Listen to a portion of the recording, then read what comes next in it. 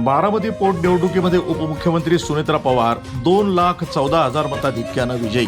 अजित पवार यांचा विक्रम मोडला.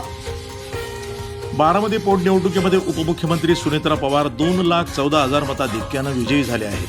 अजित पवार यांचा त्यांनी विक्रम मोडलाय. अजित पवार यांच्या विमान दुर्घटनेमध्ये निधनानंतर ही पोटनिवडणूक बिनविरोध होण्यासाठी प्रयत्न करण्यात आले.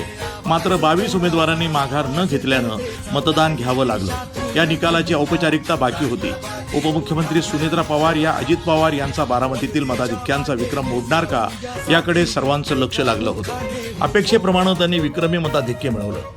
बारामती पोटनिवडणुकीसाठी मतदारांमध्ये निरुत्साह राहिल्यानं सुमारे 58.27% मतदारांनी मतदानाचा हक्क बजावला. या मतदारसंघामध्ये 3,84,579 मतदार असून त्यापैकी 2,24,087 मतदारांनी मतदान केलं. बारामतीतील मताधिक्याचा विक्रम दिवंगत उपमुख्यमंत्री अजित पवार यांच्या नावावर होता.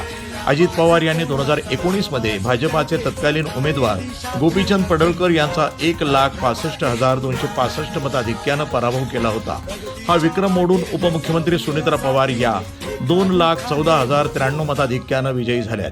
बारामतीतील MIDC येथील महाराष्ट्र राज्य वखार महामंडळाचं गोदाम इथं सकाळी मतमोजणीला सुरुवात झाल्यानंतर टपाली आणि पहिल्या फेरीपासून उपमुख्यमंत्री सुनेत्रा पवार या आघाडीवर होत्या. पहिल्या फेरीमध्ये 6,500 मतं मिळवत त्यांनी आघाडी घेतली होती. दुसऱ्या फेरी अखेर 16,543 मतं, तिसऱ्या फेरी अखेर 26,773 मतं, पाचव्या फेरी अखेर 44,796 मतं, सहाव्या फेरी अखेर 50,000 मतांचा आकडा पार करण्यात आला. त्यानंतर मताधिक्य वाढत गेलं. 24व्या फेरी अखेर उपमुख्यमंत्री सुनेत्रा पवार या विक्रमी मतांनी विजयी झाल्याचं घोषित करण्यात आलं. मी सुफी सय्यद, प्रसार माध्यम, बारामती.